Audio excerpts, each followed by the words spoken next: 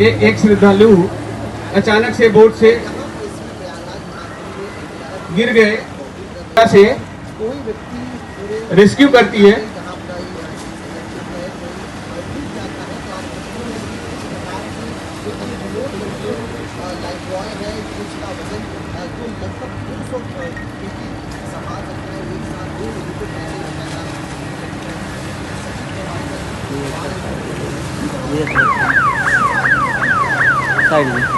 ये गोताखोर को रोप की मदद से सिग्नल देता है यदि कोई ऑब्जेक्ट नीचे मिलती है।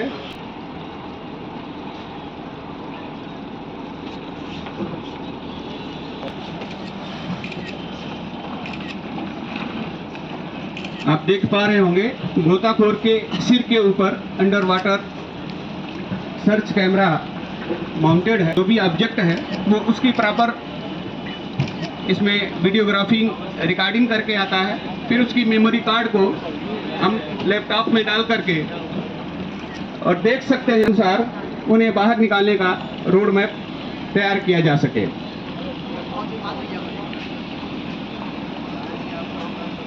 लास्ट में आपको दिखाएंगे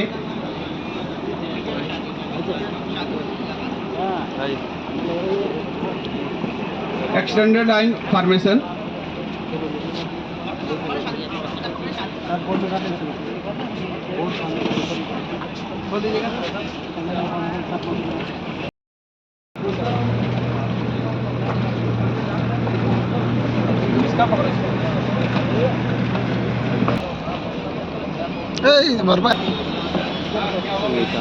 आगे आगे नहीं भैया।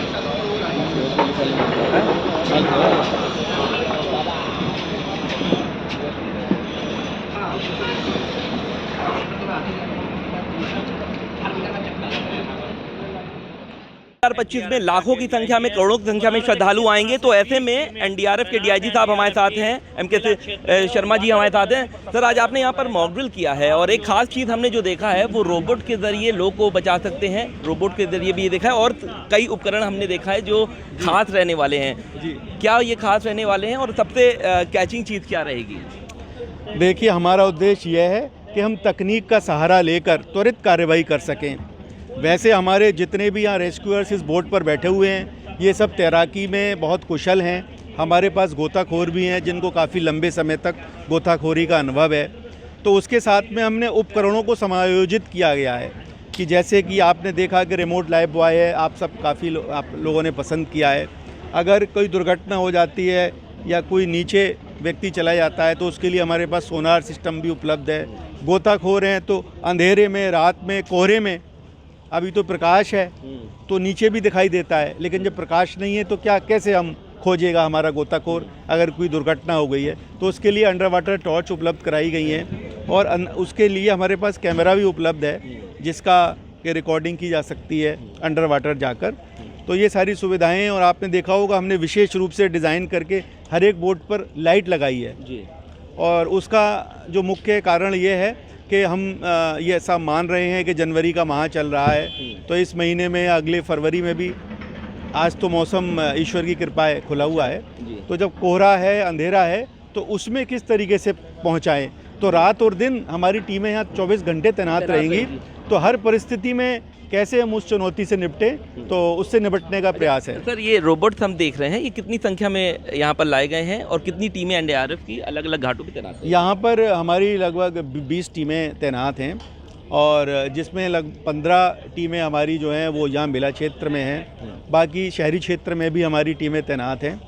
और जहाँ तक लाइव बॉय का है तो ये पर्याप्त संख्या में हमारे पास उपलब्ध हैं कि जो टीमें घाट के किनारों पर हमारी डिप्लॉय रहेंगी उनके साथ ये सभी उपकरण उपलब्ध रहेंगे। ठीक है, तो ऐसी मॉक ड्रिल आगे भी चलते रहेंगे? ये रोज़ाना हम चलाते हैं।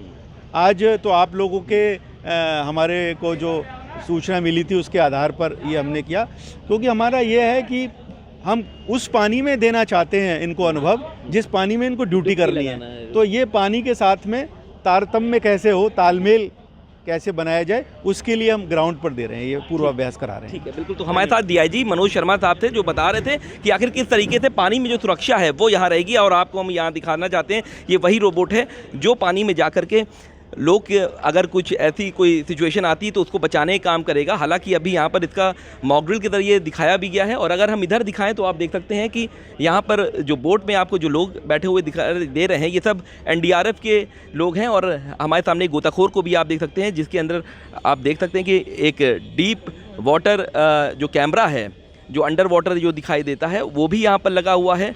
बाकायदा अगर नीचे कोई डूबता है तो ये फ़ौरन वहाँ जा कर के उसको ये बचा सकते हैं। तो सीधे आपको ये संगम का नज़ारा दिख रहा होगा और इसी जगह पर लाखों की संख्या में श्रद्धालु यहाँ पर आएंगे, आस्था की डुबकी लगाएंगे। सरकार की मंशा ये है कि सुरक्षा के पुख्ता इंतज़ाम हो और ऐसे में किसी तरह की कोताही ना बरती जाए। तो एनडीआरएफ लगातार यहाँ पर मॉक ड्रिल की जा रही है कि भारी संख्या में जब श्रद्धालु नहाएंगे तो कहीं कुछ ऐसी अप्रिय घटना होती है तो उसका सामना किस तरीके से किया जाएगा। बाकायदा यहाँ पर 20 जगह पर इनकी जो टुकड़ियाँ हैं वो यहाँ पर तैनात की जाएंगी और हर एक श्रद्धालुओं पर पैनी नज़र रखी जाएगी। तो हम ये कह सकते हैं कि जल पुलिस के साथ साथ एनडीआरएफ ने भी अपनी तैयारियां पुख्ता कर ली हैं। तो अब बस लोग को इंतज़ार है तो महाकुंभ जल्द से जल्द शुरू होने का, जब यहाँ पर लाखों और करोड़ों की संख्या में यहाँ पर श्रद्धालु आएंगे और आस्था की डुबकी लगाएंगे। वीडियो जर्नलिस्ट संगीत उपाध्याय के साथ सैयद आखिर रज़ा, पंजाब केसरी टीवी, प्रयागराज।